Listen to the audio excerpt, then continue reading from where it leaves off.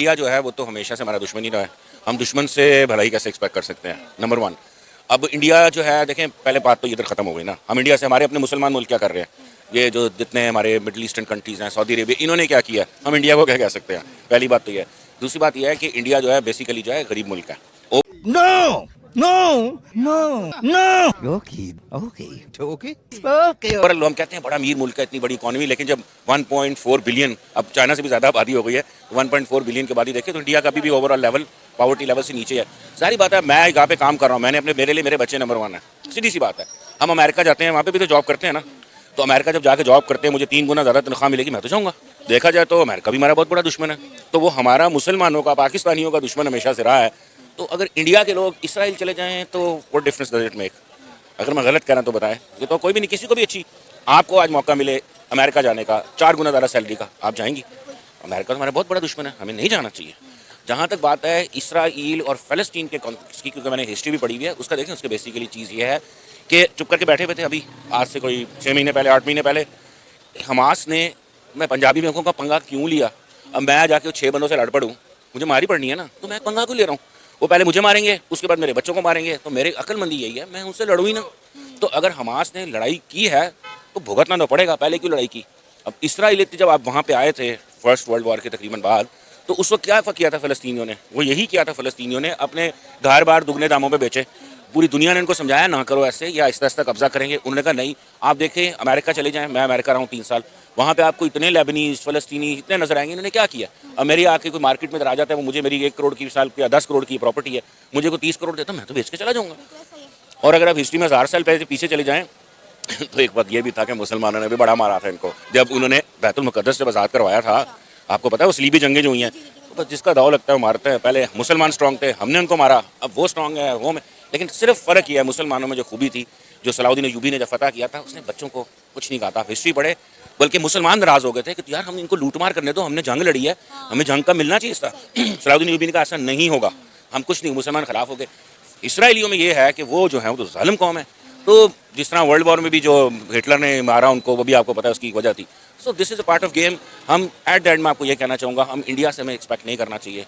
सीधी सी बात है, हो सकता है आपको, मुझे या हम सबको किसी को अपॉर्चुनिटी मिले कि आप इसराइल चले जाएँ, जंग बंद हो गई, अब आप इसराइल जाएँ, आप यहाँ पे लाख रुपये कमाते हैं, आपको 10 लाख मिलेगा।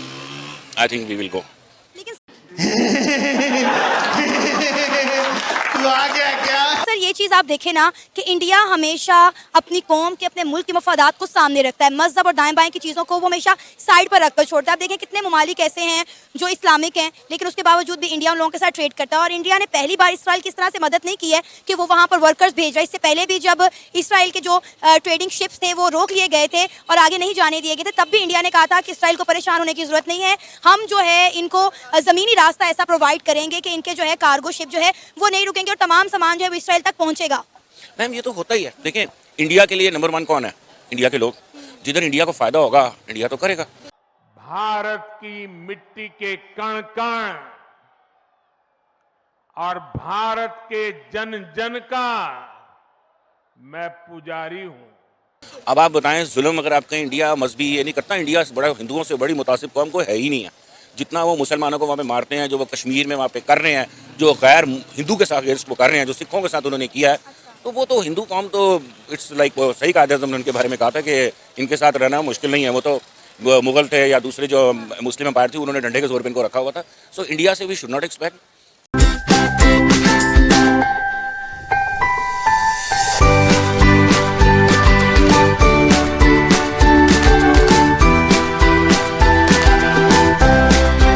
इंडिया आपको पता है यही पाकिस्तान जो 1947 में, जिसको आप कह रहे हैं कि हिंदू जो है बड़ी जालिम कौम है, हमने अलग होने का फैसला कायदा आज़म मोहम्मद अली जिन्ना ने बिल्कुल ठीक किया था। आपको पता है मैं डेली हज़ारों लोगों से बात करती हूँ, उनके इंटरव्यूज़ करती हूँ, और वो कहते हैं कि तकसीम हिंद का फैसला ही गलत था। अगर तकसीम हिंद ना होता तो आज हम इंडिया के साथ रह रहे होते, तो हमारे हालात बहुत अच्छे होते। पाकिस्तान और इंडिया मिलकर डेवलप कंट्री बन रहे होते, हम भी सुपर पावर होते और हमारे मुल्क में ये हालात ना होते। एजुकेशन का मेयार देखें, तालीम के साथ साथ आप सेहत को देख लें, IT के निज़ाम को देख लें, साइंस एंड टेक्नोलॉजी देख लें। अब जो नई सरकार आई है नून तब्लीग किया, वही देख लें वो किस तरह इंडिया के तरले डाल रही है कि इंडिया के साथ ट्रेड खुल जाए। बड़ा गलत फैसला था कि इंडिया के साथ ट्रेड बंद कर दी कि एक बार फिर से दोनों मुल्कों के दरमियान जो है वो तजारती ताल्लुकात बहाल होने चाहिए। इंडिया हमें मुंह नहीं लगा रहा। इंडिया ने साफ इनकार कर दिया कि जब तक पाकिस्तान दहशतगर्दी को सपोर्ट करना नहीं छोड़ेगा और आज़ाद कश्मीर के बारे में सोचना नहीं छोड़ेगा, हम पाकिस्तान के साथ बातचीत भी नहीं करेंगे। मेरी एकदम इन्होंने वक्त बदल दिया, जज्बात बदल दिए, जिंदगी बदल दी। ख्वाहिश ये थी कि ब्रिटिश यहीं पे रहते, थोड़ी सी। आप देखें जहाँ भी ब्रिटिश रहे हैं ना, वो सारी कौमें देख लें वो कहाँ पहुँच गई हैं। ऑस्ट्रेलिया देख लें, साउथ अफ्रीका, पूरे अफ्रीका में सारा अफ्रीका आज़ाद हो गया, बड़ी आज़ादी मनाई, सिर्फ साउथ अफ्रीका आज़ाद नहीं हुआ। और कहाँ साउथ अफ्रीका है और कहाँ बाकी दूसरी नेशंस हैं। आपको पता है सिंगापुर से जब ब्रिटिश जाने लगे थे, आप हिस्ट्री में पढ़ना, तो उन्होंने ब्रिटिश को कहा था प्लीज़ अभी ना जाओ। उन्होंने वर्ल्ड वॉर के बाद ब्रिटिश वीक हो गए थे, वो रह ही नहीं सकते थे, उनके पास अफोर्ड ही नहीं करते थे इतनी बड़ी आर्मी रखना। सिंगापुर ने ब्रिटिश आर्मी को कहा हम आपको भी तनख्वाहें देंगे, डबल तनख्वाहें देंगे, हम इंग्लैंड को पैसे देंगे, प्लीज़ ब्रिटिश को यहाँ से जाने ना दें।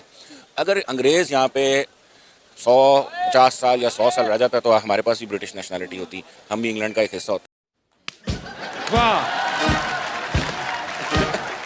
लेकिन अगर उसको देखा जाए तो वो भी एक नेगेटिव बात है। क्यों? आपको पता है जब अंग्रेज़ जब यहाँ पे आया था इंडिया में, तो इंडिया और पाकिस्तान सब कॉन्टिनेंट दुनिया के अमीर तरीन मुल्कों में आता था। जितना अंग्रेज़ ने बेड़ा कर किया किसी ने नहीं किया। सो हिस्ट्री के देखें हमेशा दो पार्ट होते हैं, ये वाला भी होता है, ये वक्त ही बताता है क्या होगा। अब कोई पाकिस्तान अलहदा नहीं होना चाहिए था। फ़र्ज़ करें हमारे बड़े अच्छे लीडर आते हैं 1947, 48, 55 तक पाकिस्तान क्या चीज़ था, हमारे पास किस चीज़ की कमी नहीं थी। पाकिस्तान के अगर हमें लीडर अच्छे मिल जाते, सही बात बताऊं ना, इंडिया को अच्छे लीडर मिले हैं जो बार बार मैं कई लोगों से बहस कर चुका हूँ, इंडिया बड़ी तरक्की कर गया, इंडिया क्या तरक्की कर गया, इंडिया कोई तरक्की नहीं कर गया। मेरी 1 लाख तनख्वाह आप कहेंगी मैं बड़ा अमीर आदमी, उसकी 10,000 तनख्वाह ये गरीब आदमी, मिसाल के तौर पे इसका एक बच्चा, मेरे 15 बच्चे हैं तो मैं गरीब ही हुआ ना, क्योंकि मेरी लाख तनख्वाह 15। सो इंडिया जो है ना, इंडिया ने भी कुछ हासिल नहीं किया, पाकिस्तान ने भी कुछ हासिल नहीं किया, बांग्लादेश ने भी कुछ हासिल नहीं किया। ऑल जितनी भी कंट्रीज़ हैं एट द एंड अगर आप देखा जाए, इंडिया को भी करप्ट लीडर मिले हैं। आप कभी इंडिया की अपनी जो यूट्यूब के जिस तरह हमारे चैनल चल रहे हैं ना, उसमें चलें, ये जो मोदी से पहले था जो इंदिरा गांधी का बेटा है राहुल गांधी, उसके आप करप्शन के केसेस देखें कितने ज़्यादा उनके पास, कांग्रेस के ऊपर करप्शन।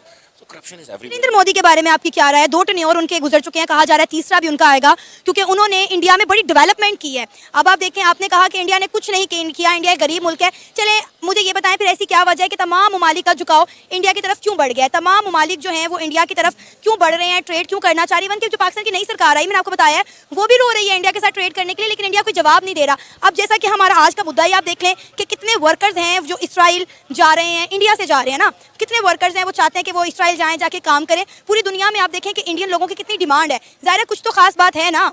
डिमांड सब चंगासी नहीं है। मैं आपको बताऊं, एक वक्त था, आपको भी याद होगा, दुबई जा रहे हैं। वो क्या वक्त था कि पाकिस्तानी जो बंदा है वो, अब आप देखें दुबई में पहले सिर्फ मुसलमान पाकिस्तानी जाते थे, अब हिंदू बंगाली सब मिक्स हो गए। क्यों? हम मुसलमान है ना, हम 1 से 2 ज़्यादा एक कमरे में नहीं रह सकते। हमने रात को मुर्गा खा के सोना है, चाहे जेब में पैसे हो ना हो। हिंदू कैसा लगा मेरा मजाक? पता क्या करते हैं, जिधर आपकी 10,000 तनख्वाह है ना, हिंदू आपको 2,000 रुपये में मिल जाएगा। और वो आप जाएं कभी दुबई का देखें, वहाँ पे एक कमरे में 15-15 हिंदू, 15-15 बंगाली, ये लोग रह रहे हैं। इवन फिलिपाइन के लोग भी हैं, मुसलमान नहीं ऐसे करता। सो इंडियन वर्कर्स बेसिकली मंगवाने की बेसिक वजह यह है कि कंपैरेटिवली उनकी सैलरी कम है। दूसरा, आप कहें ना हर बंदा इंडिया की तरफ जा रहा है। देखिए इंडिया जो है ना, ओवरऑल एक बहुत बड़ी इकॉनमी है। चीज़ों को 2 लिहाज से देखना है। चीज़ों को इस लिहाज से देखना है कि बाप खुश है, बच्चे भूखे मर रहे हैं। बाप बड़ा अमीर आदमी है लेकिन बच्चे भूखे मर रहे हैं। आप इंडिया में अभी भी जाके अब वहाँ पे देखें, मेरे कुछ जानने वाले वहाँ पे गए हैं, इट्स अनबिलीवेबल इन इंडिया कि वहाँ पे इतने ज़्यादा इश्यूज़ हैं, वहाँ पे लोगों को उस तरह से ज़िंदगी नहीं है। क्या नाम?